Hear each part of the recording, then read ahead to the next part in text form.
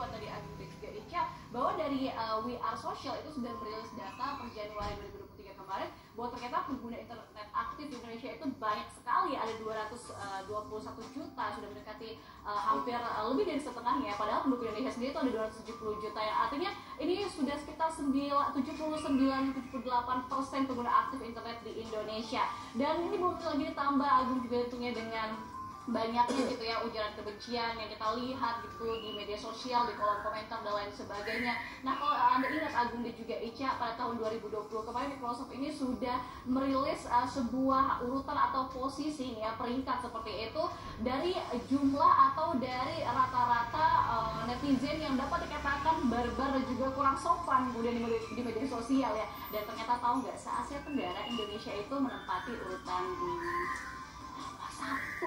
satu tertinggi se-Asia Tenggara. Nah, pasti Anda berdua juga penasaran, sama dengan saya juga penasaran, kenapa sih kemudian ada budaya seperti ini khususnya di Indonesia ya, dan saat mereka bermedia sosial atau juga berinternet. Untuk itu bersama dengan saya saat ini nih sudah bergabung ahlinya. Kita akan bertanya langsung kenapa kemudian ini bisa terjadi di negara kita. Bersama saya dengan saya hari ini pada pagi hari ini ya, pagi-pagi sudah bertemu dengan Ibu Devi selaku pengamat sosial nih. Ibu tadi udah kita dengarkan Agung dan juga Ica, mereka berdua kemudian membacakan data dan lain sebagainya. Kemudian kalau kita lihat ya Bu, di media sosial sekarang tuh meskipun penetrasi internet kita di Indonesia ini cukup dalam, tapi kenapa kemudian ada budaya seperti itu di khususnya kalangan netizen kita, Ibu? Yang pertama, seluruh penduduk dunia itu baru mendadak digital gara-gara pandemi. Karena mendadak digital, belum pernah dapat bimbel, hidup di ruang digital. Bayangkan Anda tiba-tiba masuk ke peradaban digital, padahal di dunia nyata ada lampu merah aja, ada terobos, buang sampah masih sembarangan, dan sebagainya. Artinya, sebenarnya antara kehidupan nyata dan kehidupan lain sama saja. Yaitu apa? Kalau kami, saya sebagai anggota JPLIBI, kami pernah membuat sebuah modul, namanya modul CABE. Apa itu? C-nya adalah cakap. Kita perlu cakap, perlu menguasai bagaimana aplikasi-aplikasi, foto-foto, edit-edit dan sebagainya.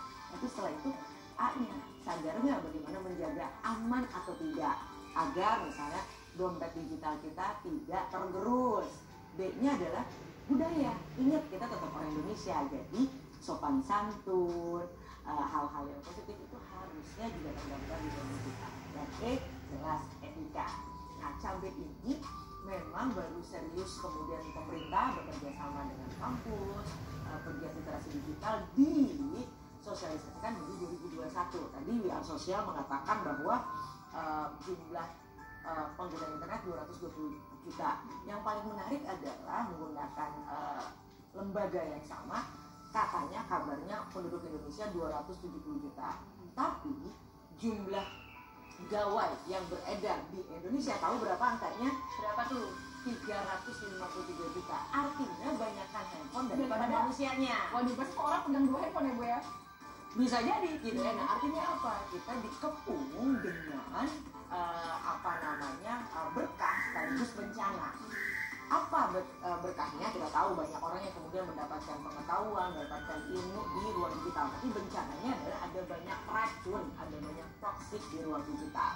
Nah, ini yang kemudian membuat negara-negara maju seperti Swedia misalnya kemudian tahun lalu memutuskan anak sampai usia 6 tahun tidak boleh lagi kemudian misalnya memegang gawai, karena di usia-usia yang sangat kritis itu mereka perlu nih untuk belajar dulu membedakan mana informasi yang fakta, mana yang fiksi. Tapi menarik bagaimana misalnya penelitian tahun 2014 di Princeton, salah satu universitas terbaik di dunia, menunjukkan mahasiswa yang bahkan tetap membiasakan diri mencatat, bukan mengetik, itu kemampuan kecerdasannya dalam memahami sebuah bacaan dan itu jauh lebih tinggi dibandingkan yang mengetik. Jadi sebuah mitos kalau memang katanya generasi digital yang serba dimudahkan ini jauh lebih cerdas, ternyata tidak. Karena bahkan penelitian menunjukkan dalam konteks penipuan online gitu ya, urusan begal cuan gitu ya. Nah, ternyata di barat ya, karena penelitian Indonesia sulit di barat itu periode 2017 sampai 2024 ternyata yang paling banyak terjebak penipuan justru anak muda. Kalau orang kan pasti kemudian mitosnya, dongengnya, oh orang tua pasti baby boomer pasti yang kena tipu. No, kenapa? Yang paling banyak hidup di ruang digital ini adalah generasi ini. Makanya mereka lah sebenarnya angka terbesarnya. Jadi bahkan yang mana tadi ada sebuah penelitian di Stanford, kalau tidak salah saya agak lupa, itu menunjukkan tuh jauh sebelum pandemi bagaimana mahasiswa di sana bahkan tidak mampu membedakan antara iklan dengan informasi, belum bicara soal berita bohong. Bayangkan itu udah Amerika yang paling sedikit lulusan SMA, sedangkan di kita yang 70% maksimal lulusan SMP. Jadi di negeri ini SMA saja sebenarnya sudah elit. Nah, artinya apa?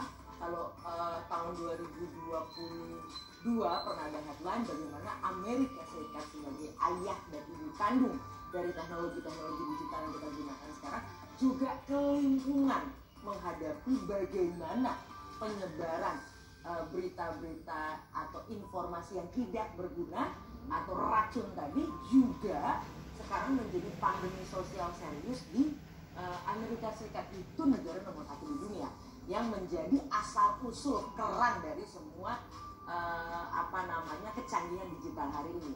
Jadi kalau bicara Indonesia seperti ini, bukannya kita ngeles, bukannya kita mencari pembenaran, tapi ini adalah gejala dunia. Nah, PR ini jelas kalau ditanya bagaimana menyelesaikannya. Satu, kalau jangka panjang harus lewat pendidikan, lewat kurikulum. Kenapa? Kalau lewat kurikulum, anak di Aceh dengan di Papua tentu dapat materi yang sama.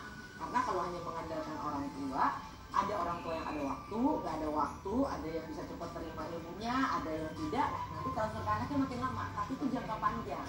Jangka menengah tentu teman-teman yang tergabung misalnya dalam siberkreasi, Japelidi, lalu kampus dan sebagainya bergerak bersama pemerintah, Kominfo, OJK dan sebagainya, itu kan terus rajin termasuk media. Jadi jangan nunggu ada masalah baru media mengangkat gitu ya. Nah, karena persoalan ini tiap hari terjadi, bahkan ada bahaya laten yang nggak banyak didiskusikan tapi terjadi tiap hari, yaitu fenomena kecanduan judi online yang hubungannya sama masalah yang lain, yaitu pinjol ilegal. Aduh gitu ya, bikin pusing ya Bu ya, bikin pusing. Nah, jadi perlu dicatat ya bahwa memang seperti Ibu Devi katakan tadi, bahwa ada banyak hal sebenarnya menjadi kerugian kalau misalnya kita tidak mempersiapkan literasi digital kita secara baik. Dan sekali lagi juga Agung dan Ica, semoga ini bisa menjadi perhatian kita bersama ya Ibu Devi ya, baik itu pemerintah dan juga seluruh elemen, termasuk tadi Ibu Devi bilang bahwa anak muda itu ternyata paling banyak terjebak hal-hal seperti ini karena kita paling banyak menghabiskan waktu di ruang digital. Dan sekali lagi perlu catat, semoga kedepannya kita bisa terus memperbaiki literasi digital kita ya, supaya nggak terkena penipuan, berita hoax dan lain sebagainya. Agung dan Ica, bentar Ibu, ini ada chat masuk. Oke. Ada tips dia. Ica, apa namanya? Bella. Makasih banyak kalau gitu Bella sudah berkenan bergabung sama kami. Salam juga buat Mbak Devi di sana ya. Lanjut lagi.